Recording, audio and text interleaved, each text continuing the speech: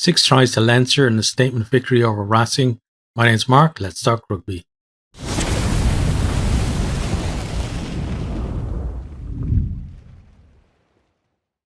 So this was two of the fancy sides for this competition going head to head.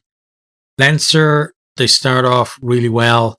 They're winning penalties. Racing seem to be making errors and just giving away, a lot of easy yards to Leinster. Leinster, from one of those penalties, they kick into the corner. Racing give away about 3 in the first two or 3 minutes. They go to the line out. Ball gets to Porter, who breaks off a maul. He storms over, and it's converted by Byrne for 7-0 after 5 minutes. Already, looking like a hard afternoon for Racing at that stage. But they do begin to kind of steady the ship. They're going through the phases without really, putting Leinster under too much pressure. But one place where they are pressuring them is at the breakdown. They're turning over a lot of ball. They're being very competitive in that area and making it difficult for Leinster. And that's the way we've seen Leinster when teams have gotten to them in the past, is that they've got to their breakdown, to their rucks, and they've denied them the quick ball that they thrive on. And it looked like that's probably what they were trying to do there. They're having some success, but still Leinster were able to, make use of the ball that they had. But still, you would have felt that they needed to resource their ruck a bit better in the opening few minutes there. But Racing, even though they are turning over ball, when they do, they're still finding it hard to get out of their own half, because Leinster putting them under pressure. They're forcing Russell to kick, and there isn't really a great chase coming with those kicks. A lot of them are kind of deep, and Leinster are able to run it back. So that's kind of like the first 20 minutes or so is like Leinster putting on the pressure in defence and both with the ball as well, and Racing trying to feel their way in the game. Then on about 25 minutes, Racing finally gotten out of their own half for a few phases. Leinster pinged for going off the feet at the breakdown. Russell then decides to slot the penalty rather than go to the corner, so it's 7-3 then. Leinster then, from just after the restart, they win a scrum penalty. The referee, especially at the start, was hot on Racing kind of, putting early drive in and stuff like that, and he'd warned them. This one, though, was just a penalty for collapsing, I think, there. And yeah, Leinster kind of had the nudge in the scrum, and in that period of the match, it did kind of swing backwards and forth through the game. Leinster still putting on more pressure, and Racing still giving away penalties. On about 30 minutes, Chat is given a yellow card for, I think he collapsed the maul, and it was very obvious who it was that did it. And he gets the yellow card, but basically it was an accumulation of the other penalties that Racing had given away up to that point. So 14 against 15 for 10 minutes. Leinster, they're pounding away at the line, but some great defence from Racing, a man down. They managed to force a turnover. It's a huge shot from Fiku that dislodges the ball, and they're able to clear, but it's only kind of a short break from the pressure that Leinster are putting on them. Leinster come back. They're again close to the line. They're playing with advantage. Jameson Gibson Park, then he flings it out to Sheehan on the right wing, and he's got the strength to go over. I think it was Russell was trying to tackle him there, but he just had the strength, and Russell didn't really completely hit him either. So he goes over for Leinster. Byrne converts that one as well. So we are 14-3 without 5 minutes to half time. I'd say at that stage, given how much Leinster had been dominating, like Racing wouldn't be, too disappointed with the scoreline, at least, that you would expect that Leinster would have put on more points by then. But Racing still, they're under a lot of pressure. They're making a lot of tackles. And even when they're trying to spread the ball themselves, they're not really getting anywhere. But they do start to play a bit in the last 5 minutes of the half. But we see some errors creeping in. There is an offload from Wade to Russell that gets knocked forward. Then from the scrum, another penalty to Leinster. Racing's front row is given a warning by the referee at that stage. Leinster, they kick the penalty for the line out. They then spread the ball from the line out. Lowe goes through a gap in the Racing defence. He attracts a bunch of defenders to him and pops the ball off the Ringrose. Ringrose is able to go over with 2 or 3 defenders hanging off him. And, then we're 21-3 at that point. We do have, though, Russell again pops up for Racing. Beautiful offload from him, puts Racing in behind, but again, the move breaks down, and that's halftime then.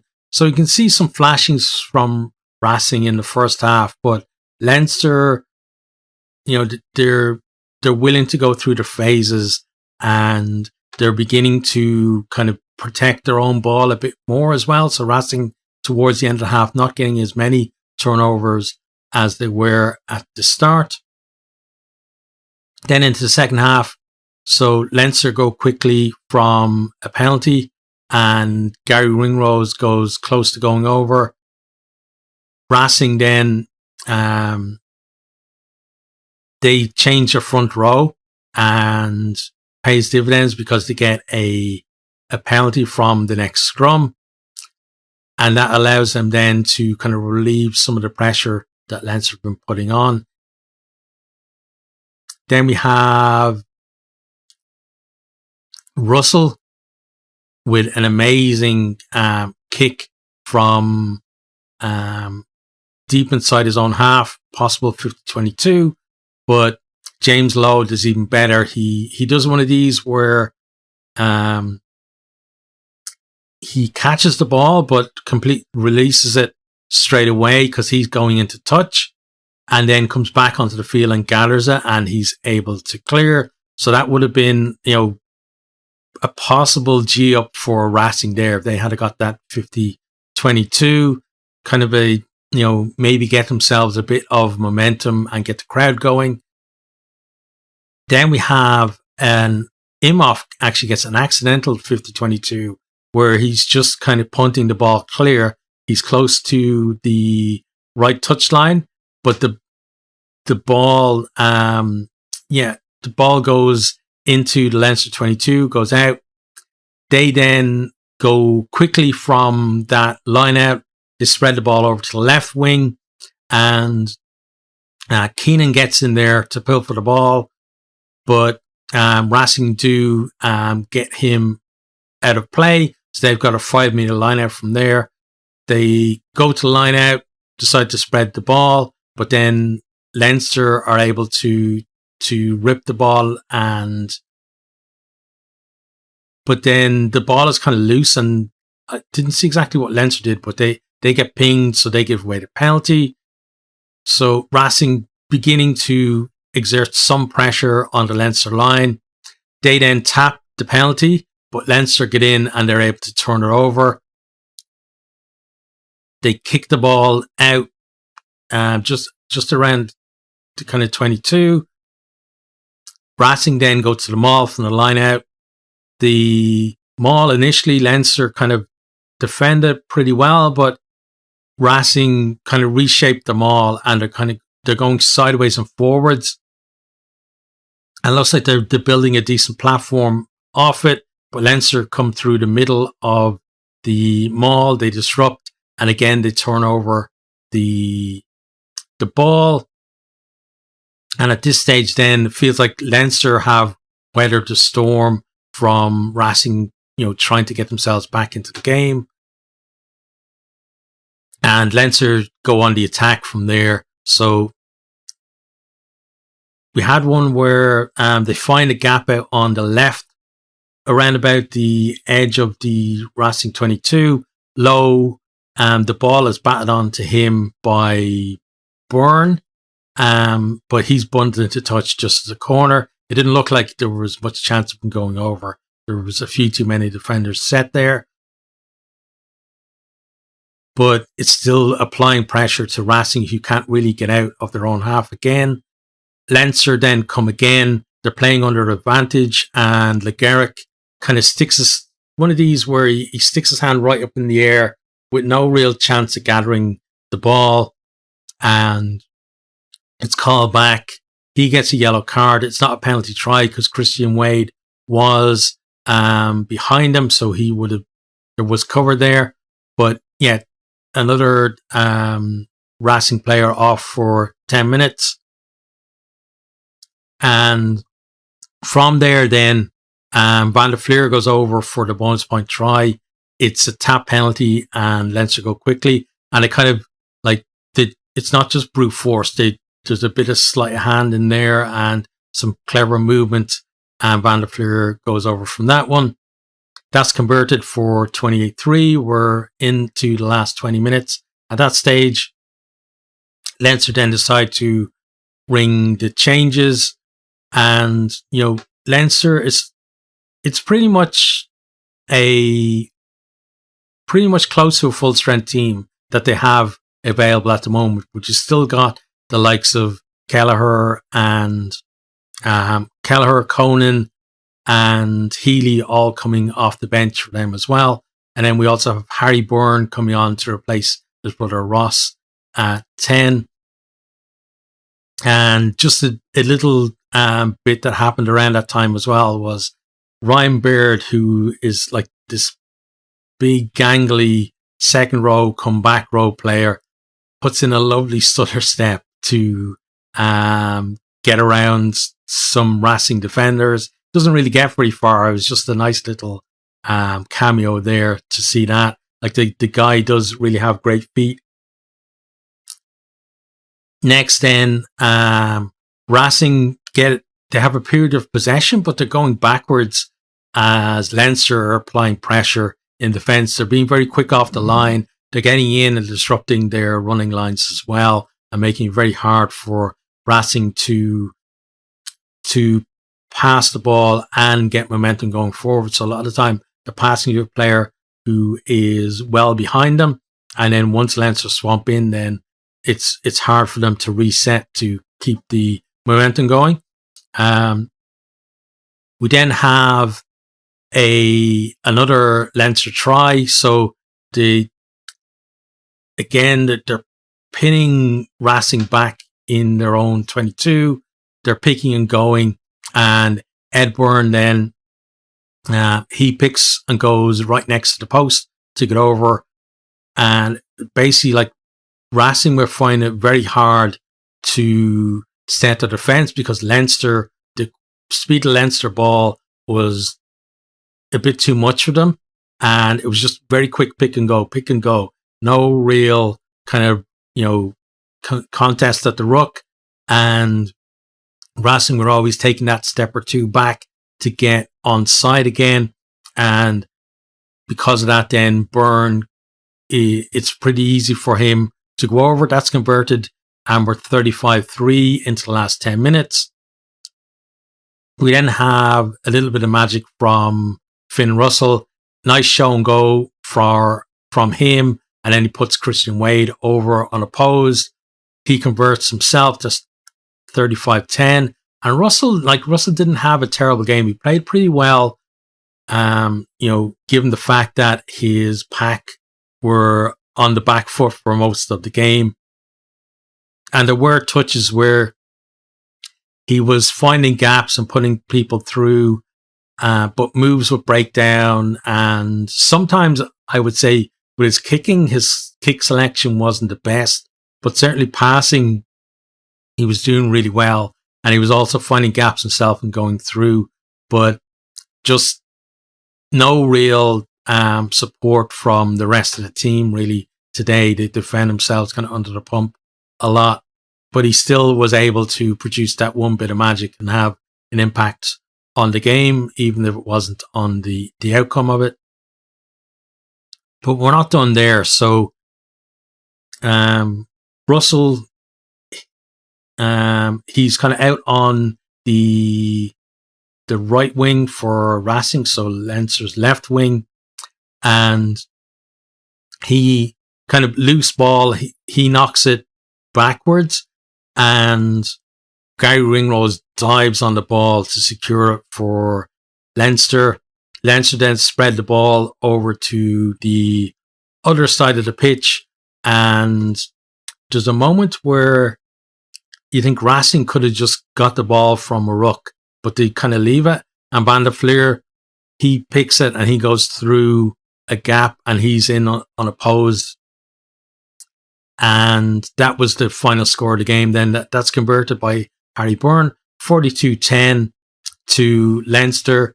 This was a massive performance from them, and a big statement from them as well. So 6 tries in all to them, 1 to Racing. Felt like going into that this would have been a big test for both teams, and one team was past with flying colours.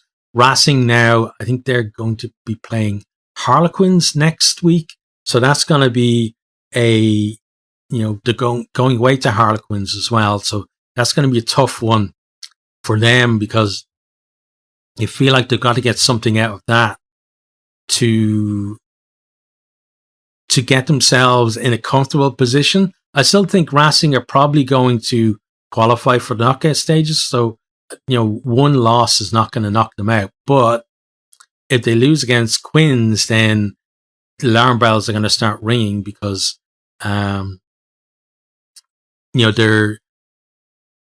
are then potentially one defeat away from having to drop down into the Challenge Cup instead. For Leinster, they're going to be very happy with this win.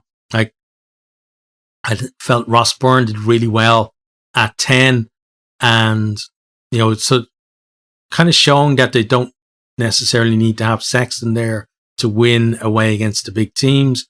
So he's really come on in that regard over the last couple of seasons. I feel like that he's more often than not been the go-to guy, because Sexton will either be rested in a lot of the URC games, or will be carrying knocks and won't be risked for certain games as well. I felt Doris had a really good game for them as well. Sheehan, as always, went well in the front row along with Porter too. Ala Toa was pretty solid there as well. And then the replacement front row all contributed as well. You had Keane Healy on there. His red card from last week was rescinded and reduced to a yellow card after a review of that. Then in the backs, we had Ringrose, captain there. He really put in the captain's performance today as well. And James Lowe felt was pretty good too. Keenan getting involved in some areas that we don't normally see him, like getting in there and pilfering the ball and stuff. And Leinster, I said before, they've got this great ability to mix the household names and the internationals with the likes of players who are coming through, like Jimmy O'Brien, and they had who was it, Osborne, I think, that come on towards the end as well, for those guys to kind of mix in with them as well, and for the standards not to drop. And we saw that again today. So as a Leinster fan, I'm very happy with the win there. I'll tell you that, because I was very nervous about this one, because I felt like we had to get off to a good start, and we did. And I guess it's onwards to the next game, because I'm recording this just before the next set of games kick off. So I leave that there, and just let me know what you thought of Leinster's performance, and also how you think these two teams are going to go in the rest of the competition.